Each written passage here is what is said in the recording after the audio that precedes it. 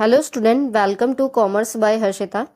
तो मैंने अपने चैनल पे एक प्लेलिस्ट बनाई है प्रिंसिपल ऑफ मैनेजमेंट के नाम से। ठीक है, तो ऐसे स्टूडेंट जो बीबीए के स्टूडेंट हैं या एमबीए के स्टूडेंट हैं या बीकॉम या एमकॉम के स्टूडेंट हैं या फिर उन्हें मैनेजमेंट पढ़ना है कहीं ना कहीं, तो वो ये प्लेलिस्ट देख सकते हैं प्रिंसिपल ऑफ मैनेजमेंट। तो उनका कॉन्सेप्ट काफ़ी हद तक क्लियर हो जाएगा। ठीक है, तो इसमें हम लोग चैप्टर 6 तक पढ़ चुके हैं और चैप्टर 7 का पार्ट फर्स्ट मैं आपको पढ़ा चुकी हूँ, जिसमें मैंने आपको बताया है कि ऑर्गेनाइजिंग क्या होता है।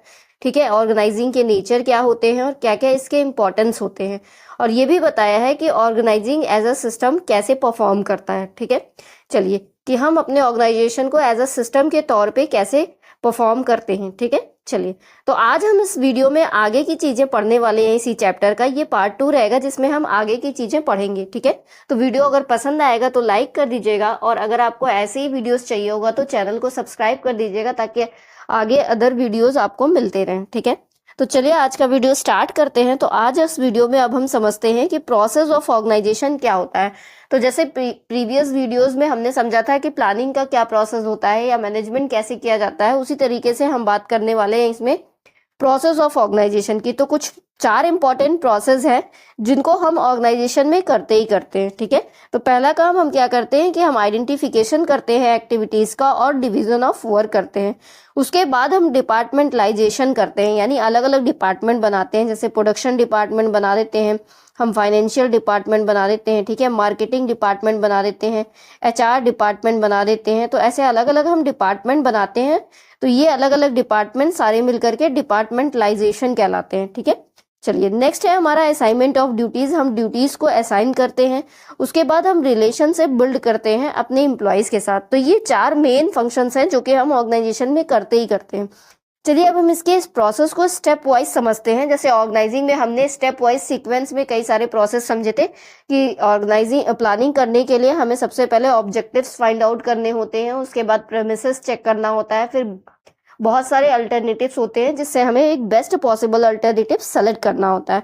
तो उसी तरीके से ऑर्गेनाइजिंग का भी एक प्रोसेस है जो कि एक सीक्वेंस में ही है और हमें इसको सीक्वेंस में ही याद करना है। ठीक है, तो ध्यान रखिएगा एग्जाम में अगर इसका प्रोसेस पूछा जाए तो आपको एक सीक्वेंस में ही लिखना होगा।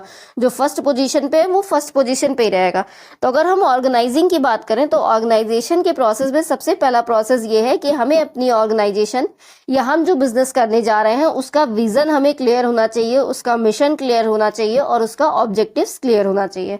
अब ये जो 3 वर्ड आया है, विजन, मिशन एंड ऑब्जेक्टिव्स, इसको मैं प्रीवियस वीडियोस में भी आपको समझा चुकी हूँ काफी डिटेल में। अभी मैं शॉर्ट में आपको बता देती हूँ। तो ऑर्गेनाइजेशन की विजन की अगर हम बात करते हैं तो हम अपने बिजनेस को या अपनी ऑर्गेनाइजेशन को फ्यूचर में कैसा देखना चाहते हैं, वही हमारा विजन होता है। ठीक है, कि हमारी सोच क्या है। अगर हम मिशन की बात करें तो हम मिशंस बनाते हैं अपने विजन्स को अचीव करने के लिए। ठीक है, और अगर हम ऑब्जेक्टिव्स की बात करें तो ऑब्जेक्टिव्स एक स्पेसिफिक टास्क के लिए हम बनाते हैं और वो स्पेसिफिक टास्क जब अचीव हो जाता है तो हमारा ऑब्जेक्टिव चेंज हो जाता है। ठीक है, तो तीनों कहीं ना कहीं आपस में इंटर रिलेटेड होते हैं। ठीक है, चलिए अगर हम नेक्स्ट प्रोसेस की बात करें तो पहले हमें अपने ऑर्गेनाइजेशन का विजन, मिशन और ऑब्जेक्टिव क्लियर होना चाहिए, और जब ये तीनों चीजें हमें क्लियर हो जाती हैं तब हम फाइंड आउट करते हैं कि हमें कौन कौन सी एक्टिविटीज करनी है अपनी ऑर्गेनाइजेशन में, और सेम तरह की एक्टिविटीज को एक ग्रुप में इकट्ठा करते हैं और उनको एक डिपार्टमेंट का नाम दे देते हैं। ठीक है, अब हम तीसरा स्टेप क्या करते हैं, डिपार्टमेंट बनाने के बाद ये डिसाइड करते हैं कि हमारे डिपार्टमेंट की हायरार्की क्या होगी, यानी कौन सा डिपार्टमेंट हमारे लिए ज्यादा प्रायोरिटीज में होगा as compare to other departments. ठीक है, तो हम ये डिसाइड करते हैं कि हाँ, ये जो प्रोडक्शन डिपार्टमेंट हमने बनाया है, ये जो फाइनेंशियल डिपार्टमेंट हमने बनाया है, ये जो मार्केटिंग डिपार्टमेंट हमने बनाया है, इन तीनों में से कौन सा है जिसपे हमें ज्यादा इंपॉर्टेंस देना है, जिसको हमें ज्यादा पावर देना है, जिसको हमें ज्यादा प्रायोरिटी देना है। ठीक है, तो सीधी सी बात है, अगर आपका कोई टेक्निकल बिजनेस है तो आप टेक्निकल स्किल्स को ज्यादा प्रायोरिटी दोगे, अगर आपका स्कूल है तो आप टीचिंग को ज्यादा प्रायोरिटी दोगे। ठीक है, तो उसी तरीके से आपकी ऑर्गेनाइजेशन या आपके बिजनेस पे डिपेंड करता है कि आपके डिपार्टमेंट की क्या हायरार्की होगी। ठीक है, उसके बाद हम 4th पॉइंट देखते हैं। तो 4th पॉइंट क्या है कि जब हम ये डिसाइड कर लेते हैं कि हाँ, हमें किस डिपार्टमेंट को ज्यादा प्रायोरिटी देनी है, फिर हम डिसाइड करते हैं कि हमारा पावर सेंटर क्या होगा। ये जो अलग अलग डिपार्टमेंट है इन सब को एक साथ कौन कंट्रोल करेगा, सबसे ज्यादा पावर किसके पास होगा ऑर्गेनाइजेशन में, तो वही क्या कहलाएगा, पावर सेंटर कहलाएगा। तो जब हम पावर सेंटर डिटरमाइन कर लेते हैं फिर हम डिसाइड करते हैं कि स्पेन ऑफ कंट्रोल कैसा होगा, कौन किसको कंट्रोल करेगा या एक सुपरवाइजर के अंडर में कितने लोग काम करेंगे, वही क्या कहलाएगा, स्पैन ऑफ कंट्रोल कहलाएगा। ठीक है। और सबसे लास्ट में हम क्या करते हैं, एक कोऑर्डिनेशन सिस्टम बनाते हैं, अलग अलग डिपार्टमेंट का आपस में कोऑर्डिनेशन सिस्टम होना चाहिए। ठीक है। क्योंकि हमारा मेन गोल क्या है कि हम अपने ऑर्गेनाइजेशन के ऑब्जेक्टिव्स को, गोल्स को अचीव कर सके, और उसके लिए अलग अलग डिपार्टमेंट का सबका एक साथ होना, सबको एक दूसरे से कंट्रीब्यूट करना, कोऑर्डिनेट करना बहुत जरूरी है। ठीक है। क्योंकि सब अलग अलग स्पेसिफिक गोल नहीं है, उनका सबका एक कॉमन गोल है जिसको अचीव करना है। ठीक है। चलिए अब हम थोड़ा डिटेल में समझते हैं organisation vision, mission and objectives को। तो मैंने बताया है कि विजन मीन्स क्या होता है कि हम अपनी ऑर्गेनाइजेशन को फ्यूचर में कैसा देखना चाहते हैं, और जब हमें पता चल जाता है कि हम ऑर्गेनाइजेशन को अपनी कैसा देखना चाहते हैं तो उसी के अकॉर्डिंग हम अपना मिशन बनाते हैं कि हाँ, अगर हम अपने ऑर्गेनाइजेशन में ज्यादा प्रॉफिट अर्न करना चाहते हैं तो हमारा मिशन ये होगा। ठीक है। कि हम कम कॉस्ट में ज्यादा से ज्यादा प्रोडक्ट प्रोड्यूस कर पाए। ठीक है। तो जब मिशन विजन क्लियर हो जाता है तो विजन के अकॉर्डिंग ही हम अपनी ऑर्गेनाइजेशन का मिशन बनाते हैं, और मिशन हमारा क्या करता है, हमारे ऑब्जेक्टिव्स को अचीव करने में हमारी मदद करता है। ठीक है। चलिए, तो उसके बाद हमारा सेकंड प्रोसेस क्या था कि हम अपनी एक्टिविटीज को आइडेंटिफाई करते हैं और उनको एक डिपार्टमेंट वाइज क्रिएट करते हैं। ठीक है। मतलब सेम तरह की एक्टिविटीज को इकट्ठा करते हैं, क्लब्ड करते हैं और उनका एक ग्रुप बनाते हैं जिसको हम क्या बोलते हैं, डिपार्टमेंट बोलते हैं। उसके बाद थर्ड पॉइंट हम क्या करते हैं, अपने डिपार्टमेंट की हायरार्की को फिक्स करते हैं कि कौन सा डिपार्टमेंट ऐसा है जिसको हमें फर्स्ट पोजीशन पे रखना है, कौन सा डिपार्टमेंट ऐसा है जिसको हमें सेकंड पोजीशन पे रखना है। ठीक है। कौन हमारे लिए कोर डिपार्टमेंट है और कौन हमारे लिए सर्विंग डिपार्टमेंट है। कोर डिपार्टमेंट का मतलब हो गया कि जिसको हम ज्यादा इंपॉर्टेंस देंगे, और सर्विंग डिपार्टमेंट का मतलब हो गया कि जो सेकेंडरी है हमारे लिए। ठीक है। जैसे एकेडमिक इंस्टीट्यूशन की बात करें तो वहां पे टीचिंग प्रायोरिटी पे रहेगी as compare to any other issues. ठीक है। सीधी सी बात है, अगर हमारा स्कूल है तो हमारा मेन फोकस टीचिंग पे रहेगा कि हाँ, जो टीचर टीच कर रहे हैं वो अच्छे से टीच करें। ठीक है। उसी तरीके से अगर एडवर्टाइजिंग फर्म है तो उसका मेन फोकस किस पे रहेगा, एडवर्टाइजिंग रिलेटेड डेवलपमेंट्स पे रहेगा। ठीक है। चलिए अब हम नेक्स्ट देखते हैं। नेक्स्ट है हमारा पावर सेंटर डिटरमाइन करना कि हमें किसको ज्यादा डिसीजन मेकिंग पावर देंगे। अलग अलग डिपार्टमेंट्स को कंपेयर करके फिर हम डिसाइड करेंगे कि हाँ, ये डिपार्टमेंट हमारे लिए कोर डिपार्टमेंट है तो हम इसको ज्यादा पावर देंगे। ठीक है। चलिए उसके बाद हम स्पैन ऑफ कंट्रोल डिसाइड करते हैं कि एक सुपरवाइजर के अंदर, एक बॉस के अंडर में कितने लोग काम करेंगे। ठीक है। उसके बाद हम एक कोऑर्डिनेशन सिस्टम बनाते हैं ताकि आपस में हर एक डिपार्टमेंट एक दूसरे को कोऑर्डिनेट कर सके और कभी भी कोई मिसमैच या डिमांड सप्लाई की या लॉस की स्थिति ना आए। ठीक है। चलिए, तो ये हमारे स्टेप्स थे जो कि हमें ऑर्गेनाइजेशन प्रोसेस में फॉलो करने होते हैं एक सीक्वेंस में। अब हम आगे बात करते हैं कि ऑर्गेनाइजेशन स्ट्रक्चर क्या होता है। ठीक है। तो ऑर्गेनाइजेशन स्ट्रक्चर क्या होता है, ऑर्गेनाइजेशन स्ट्रक्चर बताता है कि हमारी ऑर्गेनाइजेशन का क्या रूल्स है, क्या रोल्स है, क्या रिलेशनशिप है, क्या रिस्पॉन्सिबिलिटीज है, कैसे कंपनी हमारी काम करती है। ये सारी चीजें हमारी ऑर्गेनाइजेशन स्ट्रक्चर से ही पता चलता है। ठीक है। तो चलिए इसकी डिफिनीशन भी देख लेते हैं। तो ऑर्गेनाइजेशन स्ट्रक्चर एक सेट ऑफ रूल्स है, रोल्स है, रिलेशनशिप है, रिस्पॉन्सिबिलिटीज है जो कि डिटरमाइन करती है कि हमारी कंपनी की एक्टिविटीज कैसे की जाएंगी, हम अपने गोल्स को कैसे अचीव कर पाएंगे। ठीक है। तो अगर हम किसी ऑर्गेनाइजेशन के स्ट्रक्चर को देख लें तो हमें पता चल जाएगा कि ये अपनी एक्टिविटीज को कैसे करते हैं या अपने गोल्स को कैसे अचीव कर पाएंगे। ठीक है। It also governs the flow of information through levels of the company and outlines the reporting relationship among middle level, senior management, executive and owner. तो इसमें हमें सारी चीजें पता चल जाती है कि लेवल वाइज हम अपने ऑर्गेनाइजेशन में कैसे काम कर रहे हैं, कौन हमारा टॉप लेवल पे है, कौन मिडिल लेवल पे है, कौन सीनियर लेवल पे है, कौन एग्जीक्यूटिव है और कौन ओनर है। ठीक है। क्योंकि ऑर्गेनाइजेशन स्ट्रक्चर में हम साफ साफ अपना स्ट्रक्चर बना के दिखाते हैं कि हाँ, ये हमारा सीईओ है, उसके बाद उसके अंडर में 3 मैनेजर हैं, फिर उसके अंडर में आपके 3 एग्जीक्यूटिव हैं। ये सारी चीजें हम उसमें करते हैं। ठीक है। तो अगर हम मॉडल ऑफ ऑर्गेनाइजेशन स्ट्रक्चर की बात करें तो सिंपल मॉडल ये इसमें मैंने बनाया भी हुआ है। तो सबसे पहले हमारा जनरल मैनेजर आ गया, फिर उसके अंडर में 4 अलग अलग डिपार्टमेंट के मैनेजर आ गए, जैसे डिपार्टमेंटल जनरल मैनेजर ऑपरेशंस का, फिर डिपार्टमेंटल जनरल मैनेजर एचआर का, फिर फाइनेंस का, फिर मार्केटिंग का, और इनके अंडर में एक असिस्टेंट मैनेजर आ गया। ठीक है। एक दो असिस्टेंट मैनेजर हर एक डिपार्टमेंट में आ गए। उसी तरीके से एचआर डिपार्टमेंट में हमारे 3 एग्जीक्यूटिव भी आ गए। ठीक है। तो यही क्या है, बेसिकली ऑर्गेनाइजेशन स्ट्रक्चर है जो बता रहा है कि हाँ, इस ऑर्गेनाइजेशन में काम कैसे होता है। ठीक है। अगर हम इस ऑर्गेनाइजेशन स्ट्रक्चर को देखें तो यहाँ पे जो जनरल मैनेजर है उसके पास ज्यादा पावर होगा एज कम्पेयर टू इन सबके। ठीक है। और इसी तरीके से इन लोगों के पास ज्यादा पावर होगा, इन लोगों से कम। ठीक है, इनसे ज्यादा पावर इनके पास होगा। तो सीधी सी बात है, एक लेवल डिफाइन करता है ऑर्गेनाइजेशन स्ट्रक्चर। चलिए अब हम बात करते हैं कि कौन से ऐसे फैक्टर्स हैं जो हम जब ऑर्गेनाइजेशन का स्ट्रक्चर डिटरमाइन करते हैं तो हमें ध्यान में रखने चाहिए। तो सबसे पहले हमें अपने साइज को ध्यान में रखना चाहिए जब हम अपना ऑर्गेनाइजेशन स्ट्रक्चर डिजाइन करना चाहते हैं तो। ठीक है, अगर हमारा बिजनेस, हमारी ऑर्गेनाइजेशन बड़ी होगी, ठीक है, तो हमारा स्ट्रक्चर भी बड़ा होगा। अगर हमारी ऑर्गेनाइजेशन छोटी होगी तो हमारा स्ट्रक्चर छोटा होगा। ठीक है, उसी तरीके से हमें अपने गोल्स और ऑब्जेक्टिव्स को भी ध्यान में रखना चाहिए जब हम अपना स्ट्रक्चर डिजाइन करने जा रहे हो। ठीक है, कि हमारी कंपनी के जो गोल्स और ऑब्जेक्टिव्स हैं जो हमें अचीव करना है, क्या उनके हिसाब से हमने स्ट्रक्चर बनाया है। ऐसा तो नहीं है कि हमने स्ट्रक्चर बड़ा बना लिया है जबकि हमें कम लोगों की जरूरत है। ठीक है, तो ये भी ध्यान रखना है।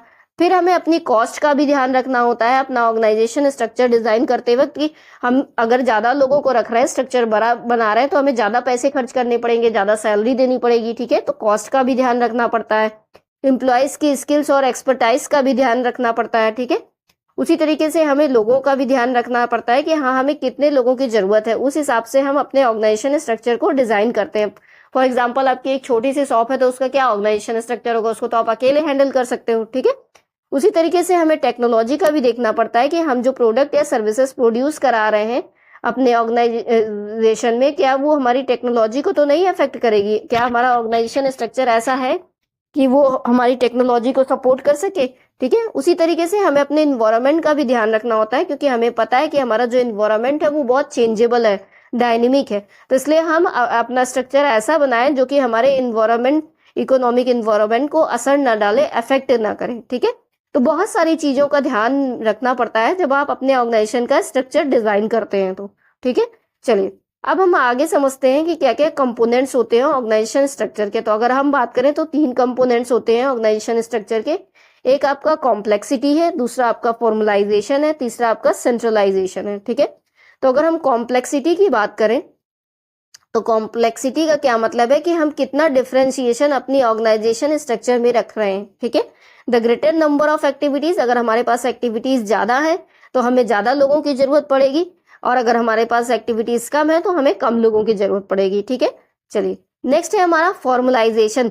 तो हमें ये देखना होता है कि हमारी जो डिग्री ऑफ ऑर्गेनाइजेशन है वो किस पे डिपेंड है, फॉर्मल रूल्स रेगुलेशंस पे ज्यादा डिपेंड है कि नहीं। ठीक है, क्योंकि फॉर्मलाइजेशन का मतलब हमारा फॉर्मल रूल्स और रेगुलेशन से है, जिससे हम अपने ऑर्गेनाइजेशन को मैनेज करते हैं। तो वही प्रोसेस क्या कहलाता है, फॉर्मलाइजेशन कहलाता है।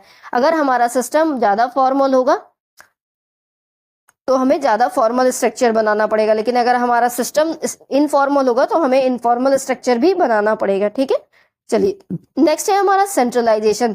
तो अगर हम सेंट्रलाइजेशन की बात करें तो सेंट्रलाइजेशन एक ऐसा प्रोसेस है जिसमें एक ओनर सेंटर में होता है और सारी चीजों को वो अकेले मैनेज करता है, सारा पावर ओनर के पास होता है। तो वही सिस्टम हमारी ऑर्गेनाइजेशन का सेंट्रलाइज्ड या सेंट्रलाइजेशन सिस्टम कहलाता है। ठीक है, जिसमें डिसीजन मेकिंग पावर केवल एक आदमी के पास होता है। लेकिन अगर हम स्मॉल एंड न्यू ऑर्गेनाइजेशन की बात करें तो उस टाइम पे हम अपनी डेलीगेट पावर्स को डेलीगेट नहीं कर सकते, मतलब नहीं कर सकते, तब भी हम मैनेज कर सकते हैं। लेकिन अगर हमारी ऑर्गेनाइजेशन बड़ी होगी, ठीक है, तो उस केस में हमें डिसेंट्रलाइजेशन की पॉलिसी का यूज करना पड़ेगा। हम सेंट्रलाइजेशन की पॉलिसी को नहीं यूज करते उस समय। ठीक है, मतलब सेंट्रलाइजेशन की जो पॉलिसी है वो स्मॉल लेवल के लिए ठीक है, और डिसेंट्रलाइजेशन की जो पॉलिसी है वो हायर लेवल के लिए ठीक है। चलिए अब हम बात करते हैं डायमेंशंस ऑफ ऑर्गेनाइजेशन स्ट्रक्चर, यानी हमें जो ऑर्गेनाइजेशन स्ट्रक्चर हम बनाने जा रहे हैं वो किस तरह का हम बना सकते हैं। ठीक है, तो अगर ऑर्गेनाइजेशन स्ट्रक्चर क्या डिक्टेट करता है कि who is in the position of authority, how work is divided and how employees are assigned duties. तो ऑर्गेनाइजेशन स्ट्रक्चर से ही पता चलता है कि हम किसको कितनी अथॉरिटी दे रहे हैं, किसका क्या काम है। ठीक है, किसको क्या काम करना है, किसकी क्या ड्यूटीज है। ठीक है, चलिए तो ऑर्गेनाइजेशन स्ट्रक्चर के डायमेंशंस की बात करें तो ये 2 तरह के होते हैं। एक आपका हॉरिजेंटल डायमेंशन होता है, दूसरा आपका वर्टिकल डायमेंशन होता है। ठीक है, तो हॉरिजेंटल डायमेंशन में हमारा मेन फंक्शन होता है डिवीजन ऑफ लेबर को डिवाइड करना और डिपार्टमेंटलाइजेशन करना। लेकिन अगर हम वर्टिकल डायमेंशन की बात करें तो वहां पे यूनिटी ऑफ कमांड की बात होती है, अथॉरिटी रिस्पॉन्सिबिलिटी की बात होती है, स्पैन ऑफ कंट्रोल की बात होती है, सेंट्रलाइजेशन और डिसेंट्रलाइजेशन की बात होती है। ठीक है, तो चलिए आगे डिटेल में समझते हैं। तो अगर हम हॉरिजेंटल डायमेंशन की बात करें तो हॉरिजेंटल डायमेंशन क्या होता है कि जिसमें हमारा एक ओनर होता है, उसके अंडर में 2-3 मैनेजर होते हैं और फिर उनके अंडर में कुछ एम्प्लॉयज होते हैं जो कि काम कर रहे होते हैं। तो ये जो ऑर्गेनाइजेशन स्ट्रक्चर है इसको हम फ्लैट ऑर्गेनाइजेशन स्ट्रक्चर या हॉरिजेंटल ऑर्गेनाइजेशन स्ट्रक्चर बोलते हैं, ठीक है। ऐसे भी हम बोल सकते हैं कि इसमें बिजनेस ओनर है और 4 प्रोजेक्ट मैनेजर इनके अंडर में काम कर रहे हैं। तो ये क्या है, ये एक हॉरिजेंटल और या फ्लैट ऑर्गेनाइजेशन स्ट्रक्चर है, ठीक है। चलिए, तो ऐसा ऑर्गेनाइजेशन स्ट्रक्चर जिसमें लेस चेन ऑफ कमांड होगा, एम्प्लॉय डिफरेंट फंक्शंस परफॉर्म करेंगे और सेवरल सुपरवाइजर्स को रिपोर्ट करेंगे, केवल एक बॉस को रिपोर्ट नहीं करेंगे। तो वही क्या कहलाएगा, हॉरिजेंटल डायमेंशन ऑर्गेनाइजेशनल स्ट्रक्चर कहलाएगा, ठीक है। चलिए, अब हम समझते हैं कि डिवीजन ऑफ लेबर क्या होता है, क्योंकि हमने ऑर्गेनाइजेशनल स्ट्रक्चर में समझा कि हॉरिजेंटल जो हमारा डायमेंशन है उसमें हम 2 चीजें करते हैं, डिवीजन ऑफ लेबर करते हैं और डिपार्टमेंटलाइजेशन करते हैं, ठीक है। तो डिवीजन ऑफ लेबर का मतलब हो गया कि आप अपनी जॉब को अलग अलग सेवरल पार्ट्स में डिवाइड करते हो और अलग अलग लोगों को बताते हो कि हाँ तुम्हें क्या काम करना है, यही क्या कहलाएगा, डिवीजन ऑफ लेबर कहलाएगा। इससे हम अपनी डाइवर्सिफाइड स्किल को यूटिलाइज कर पाते हैं और एम्प्लॉयज की कैपेबिलिटीज को समझ पाते हैं, ठीक है। मतलब जिसको अकाउंटिंग का नॉलेज है उसको हमने अकाउंटेंट बना दिया, जिसके पास टेक्निकल नॉलेज है उसे हमें उसको हमने टेक्निकल काम दे दिया। तो यही सारी चीजें क्या है कि डिवीजन ऑफ लेबर कहलाती है, ठीक है।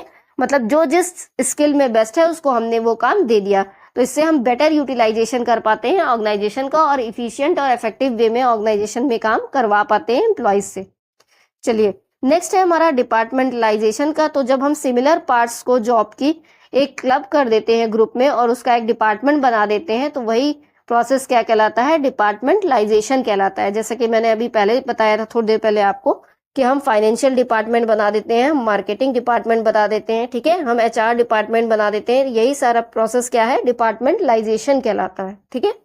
चलिए, अब हम बात करते हैं कि डिपार्टमेंटलाइजेशन स्मॉल ऑर्गेनाइजेशन में कैसे होता है। तो एक जनरल मैनेजर हो गया, देखिए यहाँ आपका ह्यूमन रिसोर्स मैनेजर हो गया, प्रोडक्शन मैनेजर हो गया, फाइनेंस मैनेजर हो गया, मार्केटिंग मैनेजर हो गया, मैनेजर बिजनेस डेवलपमेंट हो गया। तो यही क्या है, डिपार्टमेंटलाइजेशन का प्रोसेस है। चलिए, अब हम समझते हैं वर्टिकल ऑर्गेनाइजेशन स्ट्रक्चर कैसा होता है। तो वर्टिकल ऑर्गेनाइजेशन स्ट्रक्चर जिसमें हमारी अथॉरिटी टॉप से डाउन की तरफ जाती है, ठीक है। सबसे ऊपर जो होगा उसके पास ज्यादा पावर होगा, फिर उसके नीचे वाले के पास थोड़ा कम होगा और उसके नीचे वाले के पास और कम होगा, ठीक है। तो ये एक ऐसा स्ट्रक्चर होता है जिसमें हमारी पावर जो है वो टॉप से डाउन की तरफ फ्लो करती है। इसको हम well defined chain of command बोलते हैं वर्टिकल ऑर्गेनाइजेशन का। And the person at the top of the organisational chart has the most power. तो जो सबसे ऊपर रहेगा उसके पास ज्यादा पावर रहेगी। जैसे हम फिगर की मदद से भी समझ सकते हैं कि जो मैनेजर है उसके पास ज्यादा पावर है as compare to supervisor, as compare to workers. तो ये जो अथॉरिटी टॉप से डाउन की तरफ जा रही है यही क्या कहलाएगा, वर्टिकल स्ट्रक्चर कहलाएगा, ये टॉल स्ट्रक्चर कहलाएगा, ठीक है, ऑर्गेनाइजेशन का। और जहां पे हम डिपार्टमेंट्स बना के काम करते हैं वो हमारा हॉरिजेंटल स्ट्रक्चर या फ्लैट स्ट्रक्चर कहलाता है, ठीक है। चलिए, तो देखिए एक और फिगर मैंने रखा है यहाँ पे। इसमें हमारा सबसे पहले इन्वेस्टर है, फिर सीईओ है, फिर चीफ ऑपरेटिंग ऑफिसर है और सीईओ मतलब चीफ एग्जीक्यूटिव ऑफिसर है, फिर उसके अंडर में बहुत सारे लोग काम कर रहे हैं, ठीक है। चलिए अब हम समझते हैं कि क्या इंपॉर्टेंट फीचर्स हैं वर्टिकल स्ट्रक्चर ऑफ ऑर्गेनाइजेशन के। तो सबसे पहले यूनिटी ऑफ कमांड की बात की गई है कि इसमें एक कमांडर होगा और सब लोग उसी को रिपोर्ट करेंगे, ठीक है। यहाँ पे अथॉरिटी रिस्पॉन्सिबिलिटी की बात करें तो authority is the power to take decision. तो दोनों साथ साथ चलती हैं, अथॉरिटी और रिस्पॉन्सिबिलिटी। जिसके पास ज्यादा अथॉरिटी होगी वही ज्यादा रिस्पॉन्सिबल भी होगा। चलिए, नेक्स्ट है हमारा स्पैन ऑफ कंट्रोल। तो स्पैन ऑफ कंट्रोल का क्या मतलब है कि एक सुपरवाइजर के अंदर कितने सबऑर्डिनेट काम कर रहे हैं या फिर एक मैनेजर के अंदर कितने एम्प्लॉइज काम कर रहे हैं, वही क्या कहलाएगा, स्पैन ऑफ कंट्रोल कहलाएगा, ठीक है। अब नेक्स्ट है हमारा सेंट्रलाइजेशन एंड डिसेंट्रलाइजेशन, जो कि मैं पहले भी बता चुकी हूँ। तो ऐसा बिजनेस जहाँ पे केवल एक ओनर है बाकी सब उसके अंडर में काम कर रहे हैं तो वो सेंट्रलाइज सिस्टम है। और ऐसा जहाँ पे अलग अलग लोगों को अथॉरिटीज और रिस्पॉन्सिबिलिटीज डेलीगेट कर दी जाती हैं वो डिसेंट्रलाइज सिस्टम है, ठीक है। चलिए, तो ये हमारा डिफरेंस है हॉरिजेंटल ऑर्गेनाइजेशन स्ट्रक्चर और वर्टिकल ऑर्गेनाइजेशन स्ट्रक्चर का। इसको मैं एक अलग वीडियो बना करके आपको एक्सप्लेन कर दूंगी। चलिए हम आगे देखते हैं, अदरवाइज आपका वीडियो बहुत लंबा हो जाएगा। तो जैसे हमने प्रिंसिपल ऑफ प्लानिंग पढ़ा था, प्रिंसिपल ऑफ मैनेजमेंट पढ़ा था, उसी तरीके से हमें प्रिंसिपल्स ऑफ ऑर्गेनाइजेशन भी पढ़ना है। तो ऑर्गेनाइजेशन के भी कुछ प्रिंसिपल्स होते हैं, ठीक है। जैसे यूनिटी ऑफ कमांड की बात होती है, स्पैन ऑफ कंट्रोल की बात होती है, स्कॉलर चेन की बात होती है, स्पेशलाइजेशन की बात होती है, डेलीगेशन की बात होती है, कोऑर्डिनेशन की बात होती है, एफिशिएंसी की बात होती है, ठीक है। ये सारे आपके ऑर्गेनाइजेशन के प्रिंसिपल्स हैं। तो अगर हम बात करें तो हमें अपने ऑर्गेनाइजेशन के प्रिंसिपल्स में पहला प्रिंसिपल क्या है, ऑब्जेक्टिव्स का। तो हमें अपनी ऑर्गेनाइजेशन में सारी चीजें ऐसी करनी चाहिए कि हम अपने गोल्स को, ओवरऑल गोल्स को अचीव कर पाए, ठीक है। तो वही क्या कहलाएगा, ऑब्जेक्टिव्स कहलाएगा। मतलब हम जो ऑर्गेनाइजेशन में काम कर रहे हैं वो हमारे ऑब्जेक्टिव्स से रिलेटेड होने चाहिए, उनसे अलग नहीं होने चाहिए, ठीक है। नेक्स्ट है हमारा यूनिटी ऑफ कमांड। तो हमें ऐसे अपनी ऑर्गेनाइजेशन को रखना चाहिए कि there should not be two supervisors for one job. एक जॉब के लिए दो लोग ना रखे हों हमने। ऐसा तो नहीं है कि हमने अपने बिजनेस में एक जॉब के लिए दो लोगों को रखा हो, ठीक है। यूनिटी ऑफ कमांड होना चाहिए। एक सुपरवाइजर के अंदर 4-5 लोग काम कर रहे हो, यूनिटी ऑफ कमांड होना चाहिए, ठीक है। नेक्स्ट है हमारा स्पैन ऑफ कंट्रोल। तो स्पैन ऑफ कंट्रोल क्या कहता है कि एक सुपरवाइजर के अंडर में एम्प्लॉइज काम करेंगे, नंबर ऑफ एम्प्लॉइज काम करेंगे, वही क्या कहलाएगा, स्पैन ऑफ कंट्रोल। तो हमें ये पॉलिसी भी अपने ऑर्गेनाइजेशन में करनी चाहिए कि हमारा स्पैन ऑफ कंट्रोल अच्छा हो, यूनिटी ऑफ कमांड अच्छा हो, स्कॉलर चेन हो, यानी कि हमारा जो कम्युनिकेशन है वो टॉप से बॉटम की तरफ फ्लो करता रहे, ठीक है। तो वही हमारा स्कॉलर चेन का प्रिंसिपल कहलाता है। नेक्स्ट है हमारा स्पेशलाइजेशन का प्रिंसिपल। स्पेशलाइजेशन से मतलब ये है कि हम इस चीज का ध्यान रखें कि हम जिन एम्प्लॉयज को रख रहे हैं वो उस काम के लिए कैपेबल हैं कि नहीं है, ठीक है। तो जो भी जॉब परफॉर्म करने के लिए हम किसी एक्सपर्ट पर्सन को ही रखें, ठीक है, मतलब राइट पर्सन को राइट जॉब के लिए हम रखें, यही क्या कहलाएगा, स्पेशलाइजेशन कहलाएगा। अब पता चले कोई आर्ट का पर्सन है और मतलब उसने आर्ट की पढ़ाई की है और आपने उसको अकाउंटेंट रख लिया, तो क्या वो सही से अकाउंटिंग कर पाएगा, नहीं कर पाएगा। तो जरूरी है कि आपको अगर अकाउंटेंट रखना है तो उसके पास फाइनेंस का नॉलेज होना चाहिए, तभी आप उसको एज अकाउंटेंट रखो, ठीक है। यही क्या कहलाता है, स्पेशलाइजेशन का प्रिंसिपल कहलाता है। नेक्स्ट है हमारा अथॉरिटी एंड रिस्पॉन्सिबिलिटी। तो हमें अपनी ऑर्गेनाइजेशन में डेलीगेट करना चाहिए अथॉरिटीज और रिस्पॉन्सिबिलिटीज को। सबको पता हो कि उसकी क्या अथॉरिटी है, क्या रिस्पॉन्सिबिलिटी है, ये पूरी तरीके से क्लैरिफाई करनी चाहिए। नेक्स्ट है हमारा कोऑर्डिनेशन। तो कोऑर्डिनेशन तो ऑलवेज बहुत इंपॉर्टेंट है, ठीक है। कि हमारी प्लानिंग में भी कोऑर्डिनेशन है और कोऑर्डिनेशन प्रिंसिपल प्लानिंग का भी था, मैनेजमेंट का भी था और इसका भी है, ठीक है। तो ये एक इंपॉर्टेंट रोल प्ले करता है क्योंकि हम डिपार्टमेंट वाइज चीजों को कराते हैं अपनी ऑर्गेनाइजेशन में, तो जरूरी है कि सब आपस में कोऑर्डिनेट करके चले क्योंकि हमारा जो गोल है वो एक ही है, कॉमन है, ठीक है। चलिए नेक्स्ट है इफिशियंसी। तो हम अपनी अगर ऑर्गेनाइजेशन को या ऑर्गेनाइजेशन स्ट्रक्चर को डिफाइन कर रहे हैं तो हम इस चीज का ध्यान रखें कि हम इफिशियंट मिनिमम एफर्ट में कम कॉस्ट में ज्यादा आउटपुट पा सके, ठीक है, मतलब कि कम लागत में ज्यादा उत्पाद कर सके, वही क्या कहलाएगा, इफिशियंसी कहलाएगा, ठीक है। नेक्स्ट हमारा जो प्रिंसिपल है वो सिंप्लिसिटी का है कि हम अपने ऑर्गेनाइजेशन स्ट्रक्चर को जितना हो सके सिंपल रखें ताकि लोगों को आसानी से समझ में आ सके कि उनको कौन सा काम करना है, हम बहुत ज्यादा उसको कॉम्प्लेक्स ना करें, ठीक है। उसी तरीके से नेक्स्ट है हमारा फ्लेक्सिबिलिटी। तो ये प्रिंसिपल प्लानिंग में भी हमने पढ़ा था कि प्लानिंग क्या होनी चाहिए, फ्लेक्सिबल होनी चाहिए। उसी तरीके से ऑर्गेनाइजेशन स्ट्रक्चर भी फ्लेक्सिबल होना चाहिए ताकि जब जरूरत पड़े हम उसको चेंज कर सकें, क्योंकि हमने पता है कि हमारा इकोनॉमिक एनवायरनमेंट चेंजेबल है, डायनेमिक है, हमारी बिजनेस कंडीशन चेंजेबल है, कभी भी फ्यूचर में कुछ भी चेंज हो सकता है। तो उसी के अकॉर्डिंग हमें अपने ऑर्गेनाइजेशन स्ट्रक्चर को भी डिसाइड करना चाहिए कि हम चीजों को जितना हो सके फ्लेक्सिबल रखें, जब चाहें उसको बदल सके अपनी सिचुएशन के अकॉर्डिंग, ठीक है। तो आई होप आपको सारी चीजें समझ में आ गई होंगी। अगर आपको कोई भी डाउट हो तो आप कमेंट करके पूछ सकते हैं। वीडियो अगर पसंद आएगा तो लाइक कर दीजिएगा, चैनल को सब्सक्राइब कर दीजिएगा आगे की और वीडियोस देखने के लिए। Thanks for watching.